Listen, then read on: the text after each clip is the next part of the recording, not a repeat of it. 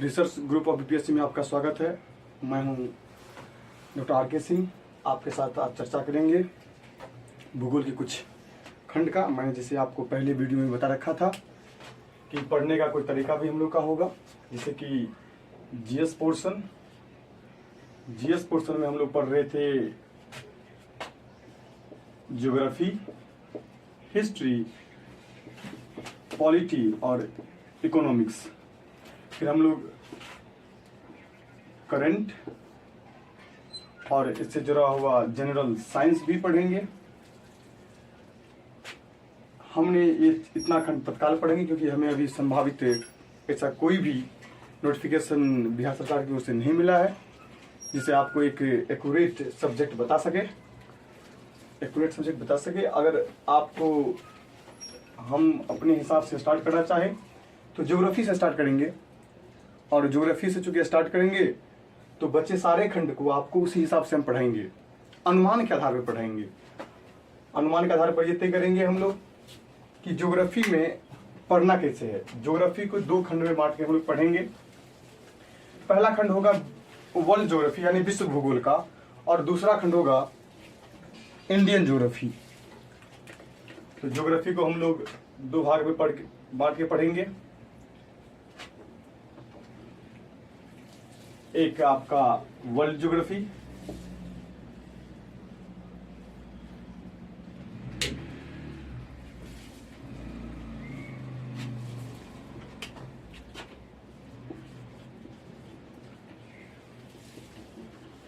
Geography को दो भागों में बांटेंगे। देख लीजिए, एक आपका होगा वर्ल्ड ज्योग्राफी, दूसरा आपका होगा इंडियन ज्योग्राफी।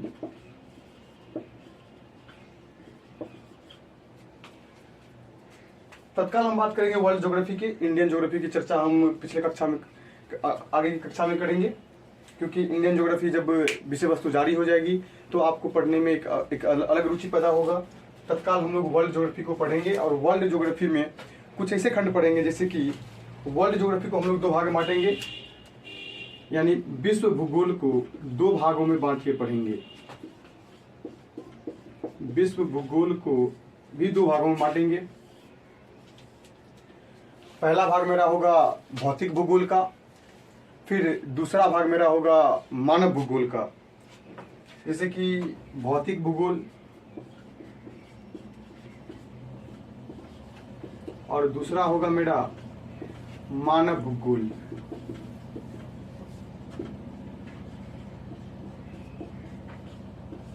हम अलग अलग खंड में भौतिक भूगोल की चर्चा करेंगे। भौतिक भूगोल में स्थल मंडल पढ़ेंगे, जल मंडल पढ़ेंगे, वायुमंडल पढ़ेंगे और जैव मंडल पढ़ेंगे। क्योंकि जब जिस पृथ्वी पर आप रहते हैं उस पे स्थल मंडल भी देखेंगे, आप जल मंडल भी देखेंगे, वायुमंडल भी देखेंगे और जैव मंडल को भी देखेंगे।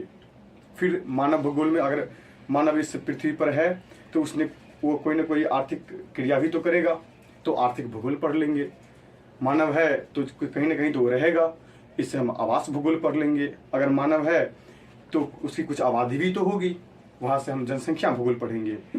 रह गया राजनीतिक भूगोल का, क्योंकि जहाँ जनसंख्या होगी, आवास होगा और आर्थिक क्रियाएं चलेगी तो एक सीमित समय में चलेगी, एक सीमित अर्थव्यवस्था के तौर पर चलेगी, एक स्पेसिफिक एरिया में चलेगी, तो वहाँ पे हमें भौतिक भूगोल पढ़ने को मिल जाएगा। तो विश्व भूगोल में दो खंड पढ़ेंगे, भौतिक भूगोल और मानवीय भूगोल। ऐसे जब हम इंडियन ज्योग्राफी पढ़ेंगे, भारत का भूगोल पढ़ेंगे, वहाँ भी हम दो चीज़ पढ़ेंगे, एक भौतिक भूगोल पढ़ेंगे और दूसरा मानवीय भूगोल पढ़ेंगे। अगर भूगोल पढ़ने का सिलसिला स्टार्ट रहे तो पहले ये जानेंगे भूगोल होता क्या है।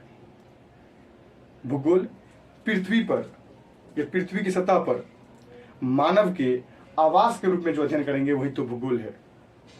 यानी पृथ्वी के सतह पर जो मानव का आवास के रूप में हम लोग जो भी अध्ययन करेंगे वो सारा भूगोल है। मेरे ख्याल से इतना क्लियर है भूगोल के परिभाषा देने के लिए कि मानव का पृथ्वी के आवास पर जो रहने का जगह है, इसके बारे में जो अध्ययन करेंगे वो क्या है, भूगोल है। तो भूगोल का एक डिफिनेशन तो यहाँ से भी तय हो जाता है। दूसरा, जब भी हम पढ़ेंगे तो इसको अलग अलग खंड में बांट के पढ़ेंगे। आमतौर पे जब हम भौतिक भूगोल की बात करेंगे तो भौतिक भूगोल में पर्वत आएंगे, पठार आएंगे, मैदान आएंगे, निचला भूमि आएगा, जैसे कि गर्त हो गया, महाखड्ड हो गया, ये भी तो पढ़ना होगा। लेकिन हम बात करेंगे आज, इस बात पर चर्चा करेंगे, मेरी विशेष जोर इस बात पर रहेगी, क्योंकि जब भी आप लोग ज्योग्राफी पढ़ते हैं तो ज्योग्राफी में कुछ ऐसे भी टर्म होते हैं जिसे आपको जानने में काफ़ी रुचि भी रहता है, और उस टर्म को आप जब समझ नहीं पाते हैं तो आपको लगता है भाई इसका मतलब क्या होता है, कैसे जान पाऊँ इस चीज़ को। उदाहरण के लिए आप देख लें, अगर आपको कहीं कहीं मिल जाता है प्रायद्वीप क्या होता है, कहीं पे आपको द्वीप मिल जाता है, कहीं पे महाद्वीप मिल जाता है, उसी चीज़ कहीं आप देखते हैं खाड़ी, कहीं पे देख लेते हैं, कहीं पे सोता देख लेते हैं। तो कुछ ऐसे भी टर्म हैं जिसे आपको पढ़ना है। कहीं पे स्ट्रेट देखते हैं, क्या होता है स्ट्रेट, क्या होता है स्थल संधि, क्या होता है जल संधि, क्या होता है। अलग अलग जगह पे अलग अलग पैमाना पे ये सब पूछ रहा है। आपको कई बार ये जान के हैरानी भी होता है कि आप उस बात को रटते आते हैं, रटते रटते परेशान हो जाते हैं, और फिर भी आप इस चीज़ों को सही से रिप्रेजेंट नहीं कर पाते हैं, आप याद नहीं रख पाते हैं।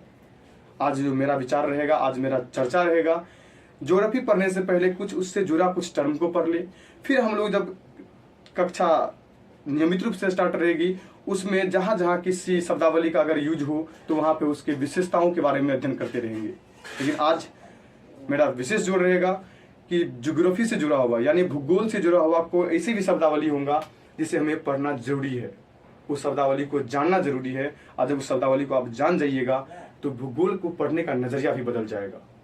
भूगोल हर वक्त रटने की चीज नहीं है, इसमें कंसेप्ट के साथ साथ आपको इन्फॉर्मेशन भी लेना है। अगर आपको कॉन्सेप्ट क्लियर हो जाए पर्वत बनने का, पठार बनने का, मैदान बनने का, तो मेरे ख्याल से ये कहना कभी कठिन आपको महसूस नहीं होगा कि आप भूगोल को अपने पॉइंट ऑफ व्यू से देखेंगे तो आपको लगेगा हम कहीं भूगोल में जी रहे हैं। भूगोल एक पढ़ने का विषय नहीं है, भूगोल एक जीने का भी विषय है। तो आज हम सिर्फ बात करेंगे भूगोल में कुछ ऐसे भी टर्म है जिसे किस प्रकार पढ़ा जाए, क्या उस टर्म को याद रखा जाए। जब उस टर्म को आप समझ लीजिएगा तो आप आसानी से भूगोल को एक्सप्रेस कर पाइएगा, उसको आसानी से आप पढ़ पाइएगा। आज मेरा चर्चा इसी पे होगा। हम शुरू करते हैं कुछ ज्योग्राफिकल टर्म से। जब आप ज्योग्राफिकल टर्म को समझ जाइएगा तो कहीं ना कहीं आपको समझने और सोचने की नजरिया भी बदल जाएंगे। आज बात करेंगे पहले आपके लिए 3 चीजें। सबसे पहले एक तो महाद्वीप, एक है आपका द्वीप। पहला हुआ महाद्वीप, दूसरा द्वीप, और तीसरा होता है प्रायद्वीप। पहले इस तीनों शब्दों को समझिए। द्वीप क्या होता है, महाद्वीप क्या होता है और प्रायद्वीप क्या होता है। द्वीप छोटा छोटा खंड से पढ़ेंगे और बड़ा खंड में चले जाएंगे। पहले आप द्वीप समझ लीजिए। भूमि का एक ऐसा छोटा टुकड़ा, भूमि का एक ऐसा छोटा टुकड़ा जो चारों ओर से पानी से घिरा हो, उसे द्वीप कहेंगे। यानी भूमि का एक ऐसा छोटा टुकड़ा जो चारों ओर से पानी से घिरा हो, उसे द्वीप कहेंगे। उदाहरण के लिए जब आप इंडिया को देखते हैं, जब आप इंडिया को देखते हैं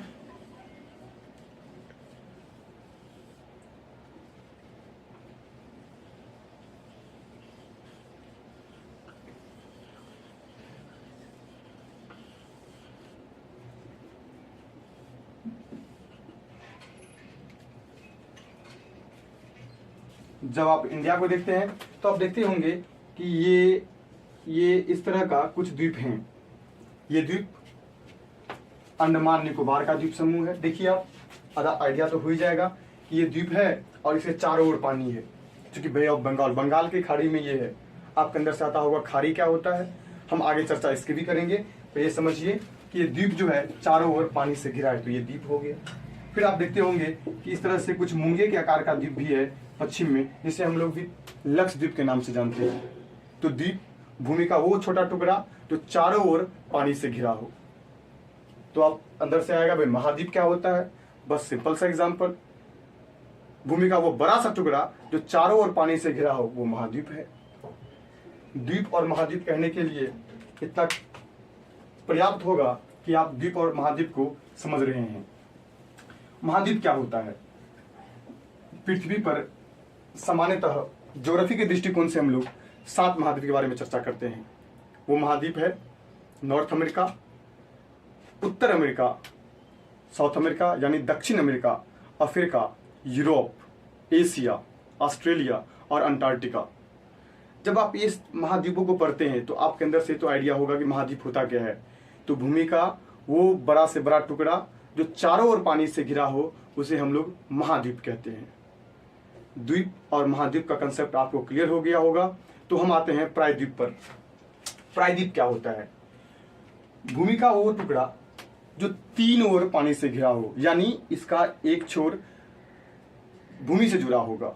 आप सुने होंगे भारतीय प्रायद्वीप का नाम सुने होंगे। जब आप ज्योग्राफी की बुक पढ़ते हैं तो आपको भारतीय प्रायद्वीप मिलता है। जैसे कि ये एक भारतीय प्रायद्वीप है, क्योंकि इसका इस भाग भी पानी है, अरब सागर है, इधर बंगाल की खाड़ी है। तो ये तीन ओर से पानी से घिरा है, इधर से भी, इधर से भी, इधर से इधर आपका हिंद महासागर है। तो देखिए ये तीन ओर पानी से घिरा है, उसे हम लोग प्रायद्वीप कहते हैं। द्वीप, महाद्वीप और प्रायद्वीप का कंसेप्ट इतना कहने से मेरे ख्याल से आपको क्लियर हो गया होगा। अगर फिर भी कोई इसमें दिक्कत है तो आप कमेंट बॉक्स में जरूर लिखेंगे। आज हम लोग फिर पढ़ेंगे। इसके बाद एक आता है स्थल संधि, एक आता है जल संधि। जल संधि का मतलब आप कभी देखते होंगे। जल संधि क्या होता है? जल संधि एक नैरो वाटर पासेस है, पतला सा एक पासेस है जल का। जैसे कि देखते होंगे आप श्रीलंका और इंडिया के बीच में एक जल संधि है, जिसे आप हम लोग कहते हैं पाक स्ट्रेट, पाक जल संधि। पाक जल संधि, जल संधि कहने से ही क्लियर है कि वह छोटा सा वाटर स्ट्रिप है, पतला सा एक स्ट्रिप है जो दो वाटर बॉडी को जोड़ता है और दो लैंड मास को अलग करता है, यानी दो जलीय क्षेत्र को जोड़ने का काम करता है और दो भूमि को अलग करने का काम करता है स्ट्रेट। हिंदी में इसे जल संधि कहते हैं। तो आपको क्लियर हो गया। एक तो आपके अंदर से आ गया जल संधि। जल संधि, जल संधि क्या है? वाटर स्ट्रेट क्या है? यानी दो लैंड को अलग करता है और दो पानी वाले क्षेत्र को आपस में जोड़ता है। फिर एक आता है स्थल संधि। जैसे कि पाक स्ट्रेट, ये एक जल संधि है। जैसे कि आप लोग पढ़े होंगे डेविस जल संधि है, बेरिंग जल संधि है, बॉस जल संधि है और टॉरस जल संधि है। अलग अलग जल संधि अलग अलग महादेश में हम लोग जहां पढ़ेंगे वहां इसकी चर्चा करेंगे। आपको बता दें इंडिया और श्रीलंका के बीच में भी एक जल संधि है जिसे हम लोग पाक जल संधि कहते हैं। तो पाक जल संधि क्लियर हो गया। जल संधि आपके जहां जहां मिल जाए आप समझ जाइएगा, वहां पे दो वाटर लैंड मास को अलग करता है, यानी दो भूमि को अलग करता है और दो वाटर बॉडी को यानी जलीय क्षेत्र को आपस में जोड़ने का काम करता है। अगला आता है स्थल संधि। क्या होता है? स्थल संधि भी जस्ट इसका अपोजिट होता है। स्थल संधि क्या होता है? आपको स्थल संधि की चर्चा करें। स्थल संधि सामान्यतः दो भूमियों को आपस में जोड़ता है और दो वाटर बॉडी को यानी दो जलीय क्षेत्र को अलग करता है। आप सुने होंगे पनामा स्थल संधि के बारे में सुने होंगे। पनामा स्थल संधि, जिसे कि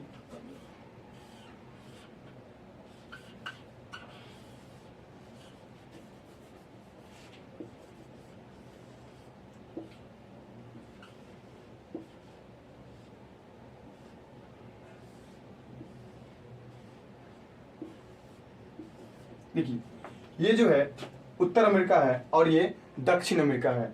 उत्तर अमेरिका और दक्षिण अमेरिका में एक जगह है पनामा। पनामा चूंकि एक देश भी है, वो पतला सा पट्टी है जो उत्तर अमेरिका को दक्षिण अमेरिका से जोड़ने का काम करता है। और अटलांटिक महासागर को, यानी आप अगर देखें इसको तो ये जो क्षेत्र है, आगे का जो क्षेत्र है वो अटलांटिक महासागर का है। यानी ये क्षेत्र जो है वो अटलांटिक महासागर का है और ये क्षेत्र जो है वो प्रशांत महासागर का है। यानी ये पनामा स्थल संधि, पनामा इस्थमस अटलांटिक महासागर को प्रशांत महासागर से अलग करता है और उत्तर अमेरिका को दक्षिण अमेरिका से जोड़ने का काम करता है। क्या ये इतना तो क्लियर हो गया होगा? तो हमने 4-5 कंसेप्ट को देखा। द्वीप, महाद्वीप, प्रायद्वीप, स्थल संधि और जल संधि को देखा। कुछ इससे जुड़ा कुछ टर्म और आता है, जैसे कि सोता। सोता क्या होता है? आप लोग सुने होंगे क्रीक। क्रीक का एक नाम आता है, जैसे कि सर क्रीक जो इंडिया और पाकिस्तान के बीच में है, वो सर क्रीक क्या होता है? इसे हिंदी में सोता कहते हैं और इंग्लिश में क्रीक कहते हैं। आप कई बार जब देखते होंगे तो इंग्लिश वाले टर्म को ही हिंदी में लिख दिया जाता है, देवनागरी लिपि में लिख के रख दिया जाता है कि भारत और पाकिस्तान के बीच में क्रीक है, उसका नाम है सर क्रीक लाइन। आप सर क्रीक देखे होंगे। ये चूंकि ये पाकिस्तान का पार्ट है, तो ये पाकिस्तान का छोटा सा पार्ट है, इसे क्रीक कहते हैं। यानी समुद्र का जल जब बहुत पतली आकृति में प्रवेश करती है, समुद्र का जल जब बहुत पतली आकृति में प्रवेश करता है, यानी देखिए अगर ये क्षेत्र है, ये क्षेत्र है और ये क्षेत्र है, इस क्षेत्र में जब समुद्र का जल आ गया तो बहुत पतली आकृति में प्रवेश कर रहा है। जब समुद्र का जल बहुत पतली आकृति में प्रवेश करता है तो इसे हम लोग कहते हैं क्रीक, और इसी को हिंदी में कहते हैं सोता। सोता शब्द का उपयोग ज्यादा प्रचलित शब्द तो है नहीं, लेकिन क्रीक शब्द देवनागरी में भी लिख दिया था एग्जाम में इस तरह से, क्रीक। और सर क्रीक ये भारत और पाकिस्तान के बीच में है। एक ये भी तो समझ में आता है। जब ये पट्टी, अभी तो ये छोटा है, बहुत पतला सा है, तो पतला है तो क्रीक हो गया, लेकिन जब ये थोड़ा सा बढ़ जाए, जब ये थोड़ा सा बढ़ जाए तो उसे हम लोग गल्फ कहते हैं। गल्फ को हिंदी में कहते हैं खाड़ी। सर क्रीक, ये क्रीक जो है थोड़ा सा और बढ़ जाए तो ये हो जाता है गल्फ। आप सुने होंगे गल्फ ऑफ मैक्सिको, ये जो है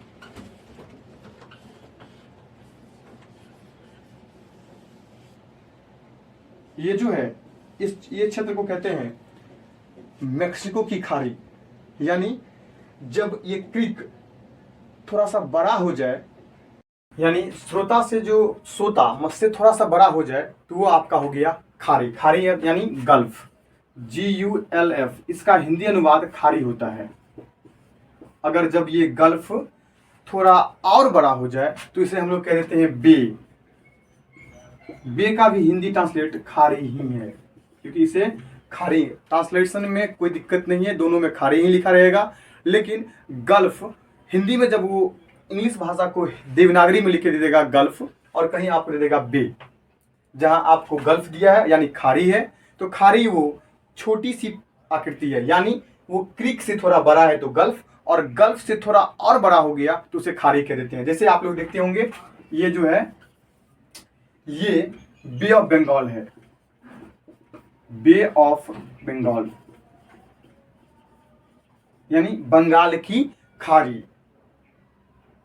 तो मेरे ख्याल से क्लियर होगा आपका, जो क्रीक क्या होता है, खाड़ी यानी गल्फ क्या होता है, और बे मतलब खाड़ी क्या होता है, ये सारा चीज आपको क्लियर हो गया होगा। हम अब थोड़ा सा इससे बढ़ के बात करते हैं। जब ये खाड़ी और बड़ा हो जाए, यानी चंद्राकार आकृति का हो जाए, इस आकृति का हो जाए, तो इसे हम लोग कह देते हैं बाइट। क्रीक छोटा आकृति, मतलब समुद्र का जब एक छोटी सी पतली पट्टी में अंदर जाए तो क्रीक है, इसे थोड़ा बड़ा हो जाए तो वो गल्फ है, और अगर इससे भी थोड़ा और बड़ा हो जाए तो वो बे है, और बे से जो बड़ा हो जाए इसे हम लोग कहते हैं बाइट। इंग्लिश में भी इसे बाइट ही लिखते हैं। तो बाइट क्लियर हो गया। आप देखते होंगे एक ऑस्ट्रेलियन बाइट है, Great Australian Bight. Great Australian Bight कैसे लिखेंगे भाई, इसे बनाएंगे कैसे? ये ऑस्ट्रेलिया का मानचित्र है,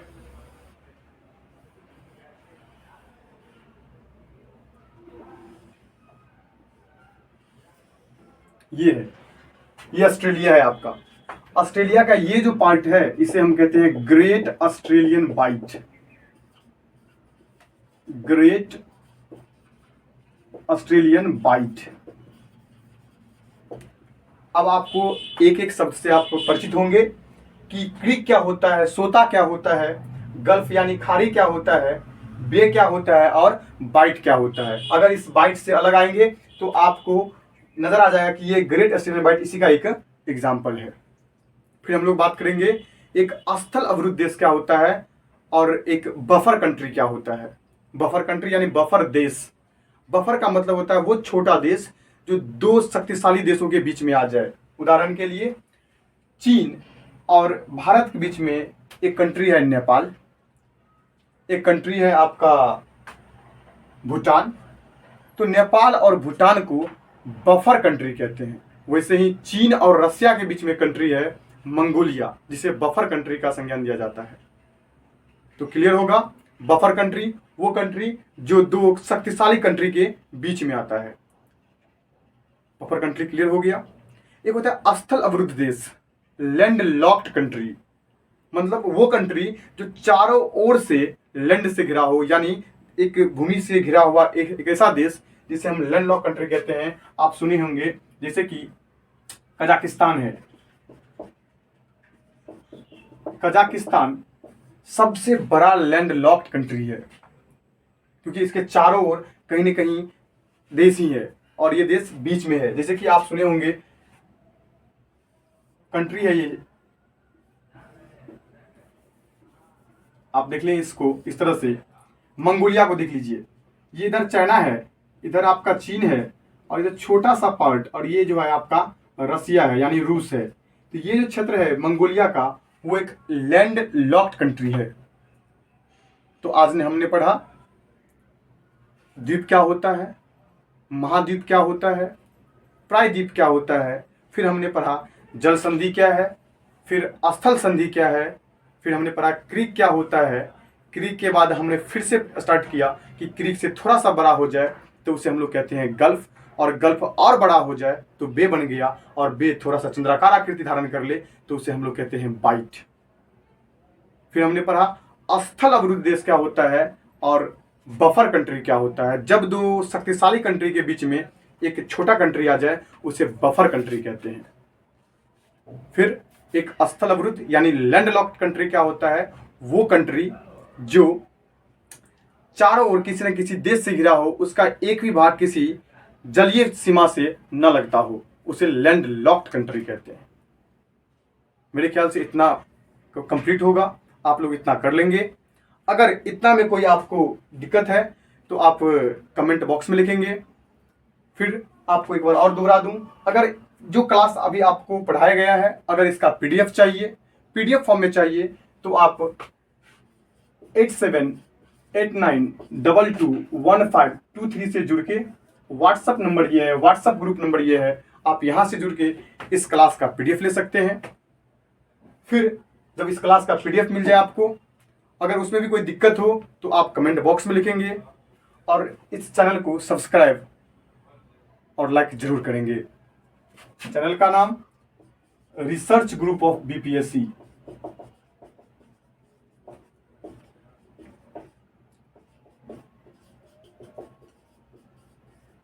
ये है, आप यहां से इसे सब्सक्राइब करेंगे और लाइक जरूर करेंगे।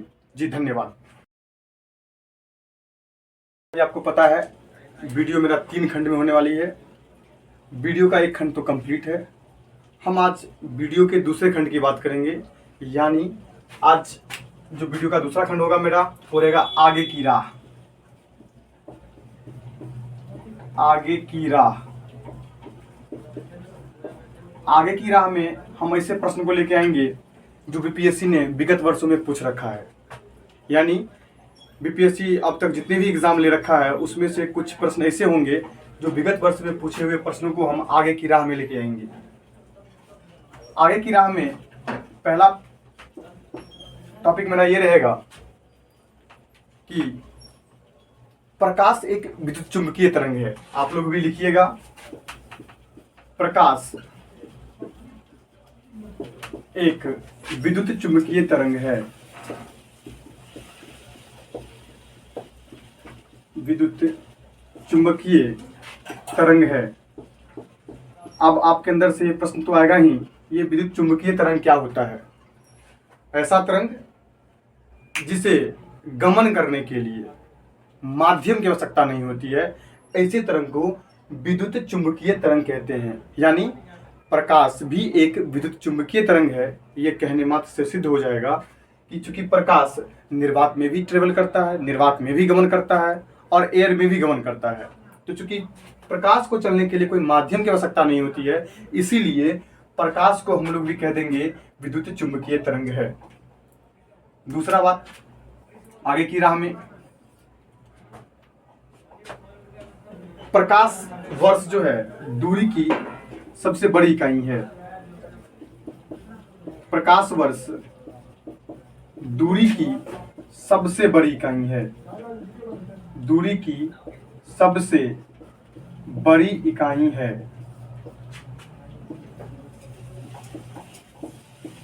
यानी एक प्रकाश वर्ष, एक लाइट ईयर यानी प्रकाश वर्ष आपका अगर दूरी में मान होगा तो 9.46 इंटू 10⁻15 मीटर होता है। तो आगे की राह में पहला बात, प्रकाश एक विद्युत चुंबकीय तरंग है, आपको समझ में आ गया होगा। विद्युत चुंबकीय तरंग ऐसे तरंग को कहेंगे जिसे ट्रेवल करने के लिए माध्यम की आवश्यकता नहीं होती है। दूसरा बात, प्रकाश वर्ष दूरी की सबसे बड़ी इकाई है, मतलब दूरी को मेजर करने के लिए जैसे हम लोग मीटर, सेंटीमीटर, मिलीमीटर मेजर करते हैं, उसी में दूरी का सबसे जो बड़ी इकाई होती है वो होती है प्रकाश वर्ष यानी लाइट ईयर। एक प्रकाश वर्ष 9.46 इंटू 10⁻15 मीटर होता है। तीसरा खंड मेरा ये रहेगा चालक के प्रतिरोध की बात करेंगे। इसमें हम लोग चर्चा करेंगे चालक के प्रतिरोध की बात। चालक का प्रतिरोध वो क्या होता है, चालक का प्रतिरोध। तीसरा बात यहां लिख लेते हैं, तापमान के बढ़ाने पर, तापमान जब बढ़ते हैं यानी तापमान को बढ़ाने पर, तापमान को बढ़ाने पर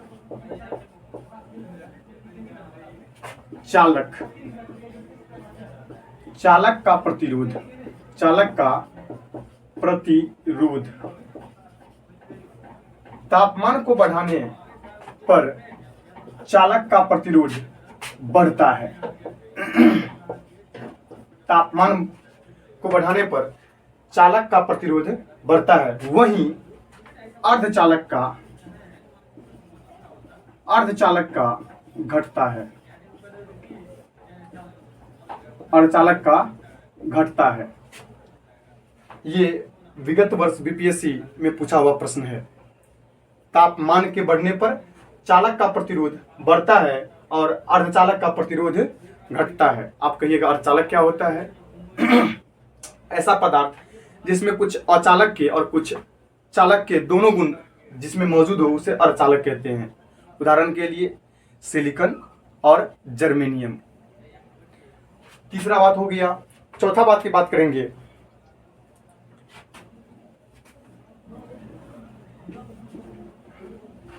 प्रकाश यानी प्रकाश को चलने के लिए माध्यम आवश्यकता होती नहीं है, तो प्रकाश एक रैखिक होता है। प्रकाश जो गमन करता है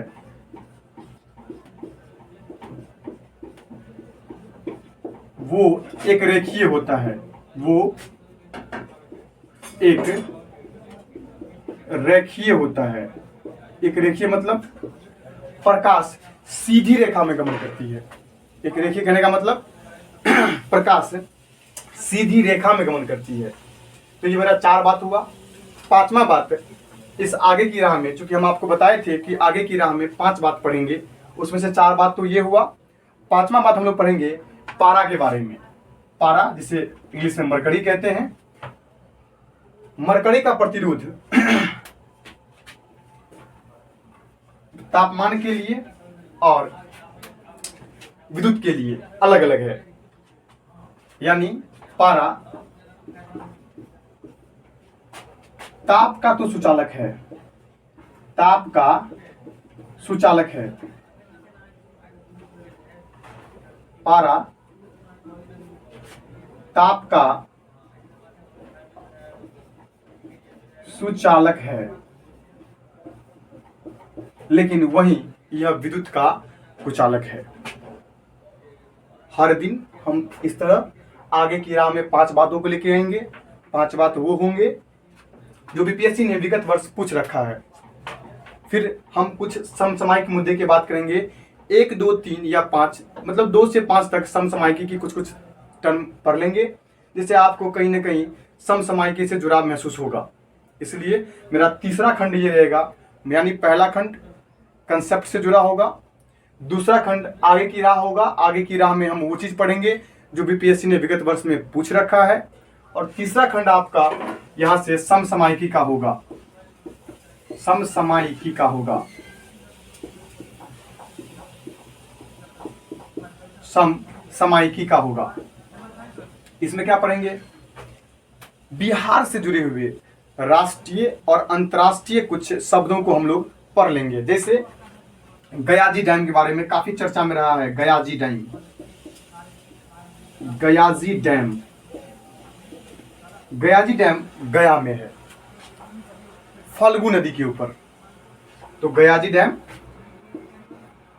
गया में है, किस नदी पे है, तो फल्गु नदी के ऊपर है। गयाजी डैम गया में है, फल्गु नदी के ऊपर में है। और इसका एक बात और रखिए, याद रखिए, गयाजी डैम रबर डैम है, rubber dam, Gayaji dam rubber dam है। अब रबर डैम कहने का मतलब ये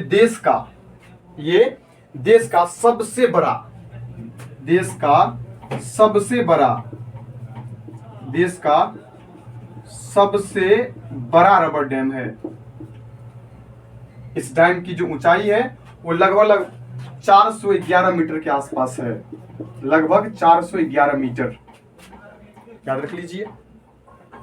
यानी बिहार से जुड़ा हुआ करंट अफेयर्स, ये भी विगत वर्ष पूछा हुआ प्रश्न है, गयाजी डैम कहाँ है, तो गयाजी डैम गया में है, किस नदी पर है, तो फल्गु नदी के ऊपर है। और यह रबर डैम है, देश का सबसे बड़ा रबर डैम है, जिसकी ऊंचाई 411 मीटर है। दूसरा, दुनिया का पहला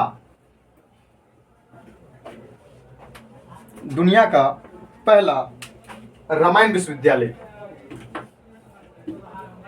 दुनिया का पहला रामायण विश्वविद्यालय, रामायण विश्वविद्यालय, यह वैशाली में है।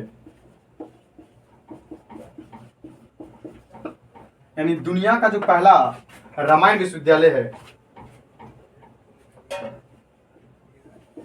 रामायण विश्वविद्यालय, वो वैशाली में है। इस तरह से दो करंट अफेयर्स। गंगा नदी पर सबसे बड़ा स्टील ब्रिज, गंगा नदी पर सबसे बड़ा स्टील ब्रिज बिहार के पटना में, जिसे हम लोग गांधी सेतु कहते हैं, वो है। यानी गंगा नदी पर बिहार का सबसे बड़ा स्टील ब्रिज, याद रखिएगा, ये स्टील ब्रिज है, स्टील ब्रिज, वो गांधी सेतु के नाम से जानते हैं आप लोग। तो याद रखिएगा।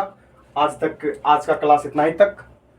अगले क्लास में हम फिर से स्टार्ट करेंगे, वर्ल्ड ज्योग्राफी में महाद्वीप के बारे में पढ़ेंगे, और एक एक महाद्वीप को बारीकी से पढ़ेंगे। और ये वीडियो आपको रेगुलर सीक्वेंस में आपको मिल जाएंगे। प्लेलिस्ट में हम हर एक वीडियो को अरेंज करके आपको डाल देंगे, जो आप बारीकी से इस चीज़ को पढ़े। और जब आप पढ़े तो आपके साथ पेन पेपर लेके बैठिएगा। जब हम कुछ बातों को बोल रहे होते हैं, आप वहाँ पे नोट करते जाइएगा, क्योंकि कई बार जब आप रिवीजन करेंगे तो वहाँ पे रिवीजन करना आपको आसान लगेगा, जल्दी हो जाएगा रिवीजन। क्योंकि इस एग्ज़ाम का एक अपना ही पर्सपेक्टिव रहा है, एक अपना ही व्यू रहा है। तो उसके हिसाब से हम लोग तय करेंगे कि किस प्रकार हम जल्दी से जल्दी रिवीजन कर ले, उस चीज़ को पढ़ ले, और आसानी से कहीं इसको रखने की जो नौबत आ जाए, कहीं पर रिप्रेजेंट करने का नौबत आ जाए, तो आप कहीं से आगे हो। जी धन्यवाद।